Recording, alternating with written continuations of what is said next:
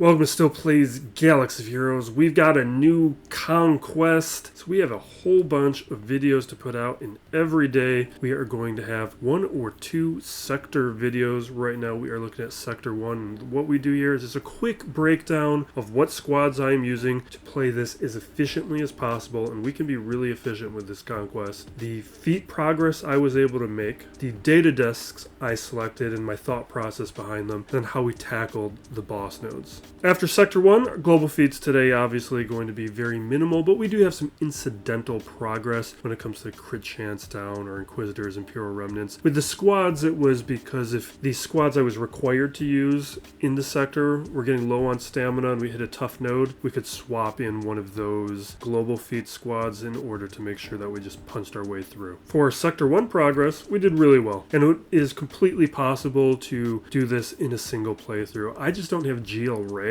so I was relying on lower gear resistance characters to accomplish this, and as those, like I'll show you my squads in a moment, as those characters were getting low on stamina, they just couldn't beat anything. You couldn't really get below 60-70% on some of the squads I have and still make it through, so it really depended on what kind of nodes I was getting. With Ray, easily would have been able to complete all these Sector 1 feats. I only had to really use 3 squads, and by far the MVP of this sector is a JML squad with Grandmaster Yoda. This is what my preset was. By the end of the phase, though, I had taken out Bastila Shan because she's not contributing anything, and I swapped in Jocasta, and Jocasta will help with the bonus turns way faster. You could have accomplished that very early in the sector with this combo. Yoda takes care of potency down. If you're using the inherited teachings to call Yoda, potency down will be knocked out before you even hit the middle boss. I was really leaning on this squad. It's also nice because you can get very low on stamina with it. Revan makes sure with the turn meter swap that you can quickly cycle through some of the cooldowns, and then Yoda also helps with the bonus turns with the Master Stroke ability here. But Breach, AoE Breach on JML, potency down from basic on Yoda, and then bonus turns from Jedi Knight Calcestis and Grandmaster Yoda. For the resistance characters, I was relying on both of these squads. We have the Finn Zori resistance squad. This is very effective. It can punch up. I was using them against a lot of bounty hunters or Phoenix squads if I was hitting those nodes. And this JTR squad that was carrying a Gear 12 BB-8 and Relic droids. This one, I was throwing it like First Order, and between those 2 squads, I was able to get most of the way through that sector feat. Had I had GL Ray, though, I wouldn't have had to swap to some of those global feat squads I did, like the Imperial Remnants or the Inquisitors, to beat a tough node, because Ray would have just been able to carry the node on her own. Those will carry the sector feats. We'll talk about the boss nodes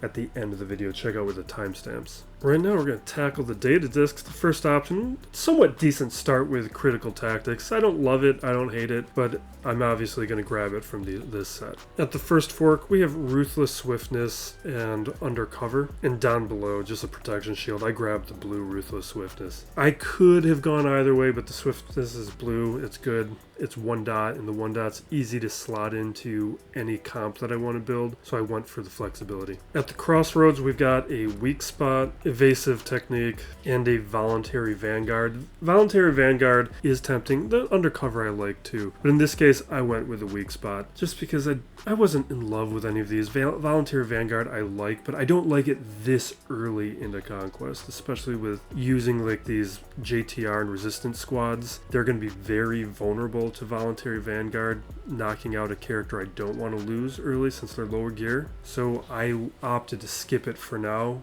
and hope to get it later. I'd rather a disc that's going to help lower gear characters perform well this early in Conquest. At the next crossroads, we've got a quickening with the speed and evasion bonus, and a green power. I go with the green power. There's no great option here. Power is always beneficial, never bad. Usually it's one, though, that I'll swap out by the end of Conquest. It's not really something to hang on to. And at the end, we got some great options. We have a blue fortified, very tempting, and a blue entrenched. And in this case, I actually definitely went with the entrenched. The fortified was tempting, but I don't really need that one to be blue.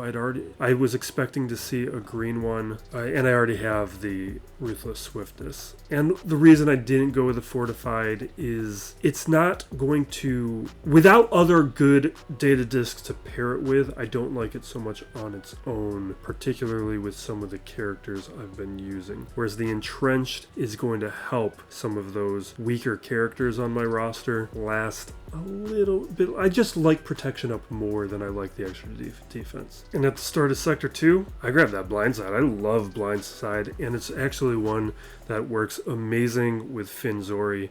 So it's going to make everything that I was doing with those characters easier. Now we're mostly done with the Feats, so it's not a huge deal, but blindside, I love that. I love this disc. For the Jawa's middle boss, we've got Marrok surviving and only light side characters. And for Marrok surviving, I'm going to be using a Balin Skull squad, but you don't have to. A Seer Junta squad like this would also be a very effective option. This I targeted Jawa Scavenger first, but it's beats it with no issues. It kind of just dominates it. We have crit chance coming from Shinhadi to help a little bit with the global, but I don't even know how many of those counted. And for light side, I did this with my very low gear, or not low gear, I guess gear 12 resistance squad. 70% on the stamina. It's not even a full power one, but this is after I grabbed that blind side from the start of Sector 2. So you're going to see how much more effective this squad is with that little extra boost. Same deal. I start with Scavenger, or I guess I don't because it goes under stealth. Throw Inspired over to Poe, and then once we get going, it makes everything easy. We got Tenacity up with Rose to manage a little bit of the thermals. But we're also beating this fast enough that doesn't matter.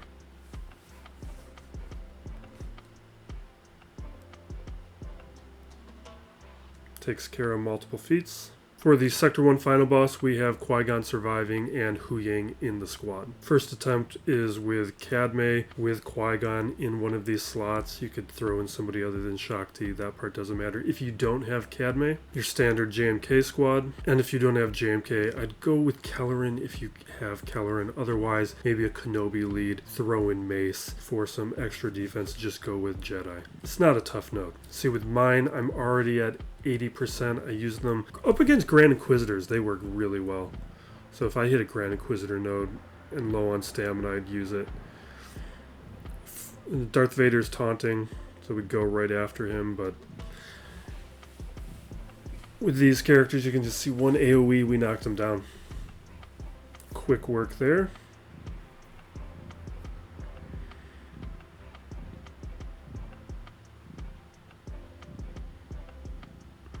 Now, what's more interesting is what I did with Huyang.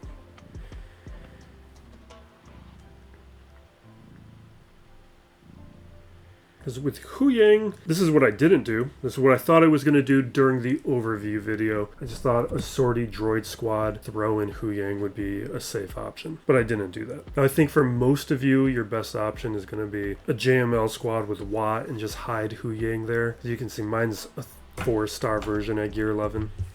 But I didn't do this because my JML was low stamina at that point. And what I was more curious about was if I could beat it with just my General Syndulla squad. And at this stage, my Ezra was at like 40%. So that's what you see here. Mostly Gear 11, 3-star, or mix of different stars. We got 3-star on Syndulla, 5 on Sabine, and 4 on Huyang, Gear 12 Chopper. Exile is at Relic 3, but he was below halfway on the stamina. And they did pretty great.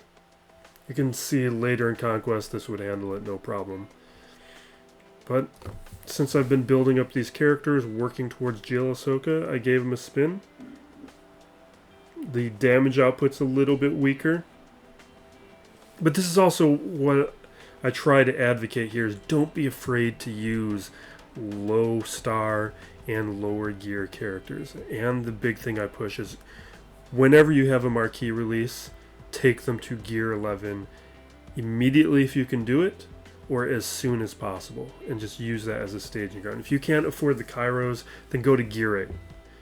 Because Gear 8 may not be enough to do this, but it's going to be enough to go after a lot of these sector feats. And you can see we take out Vader pretty quickly.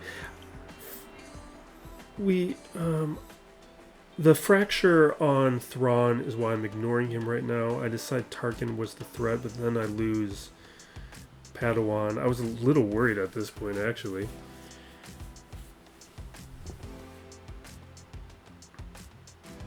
The fracture is now off of exile. I should be targeting Thrawn now, but I think during the... No, I did realize. Okay.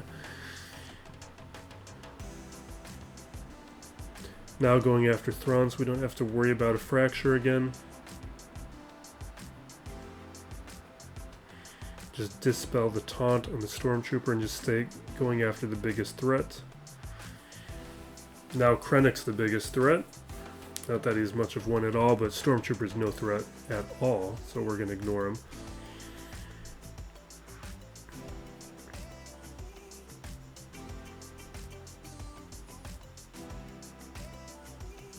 The off balance that we were getting from Padawan Sabine was helping a little bit. You see we're still getting it with the remaining characters, but not as much. We'll be back tomorrow for Sectors 2 and hopefully Sector 3. I think I'll be able to make enough progress to do both videos. Right now we do have my Conquest overview. This is with my thoughts from prior to the start of Conquest. And we've made some adjustments already even from my original thinking. So that's why I do these day-by-day videos. And we have a Datacron video that'll be coming out very soon. I'll be recording it right after this one. So thank you for watching. Be excellent to each other. This is Still Plays Galaxy of Heroes.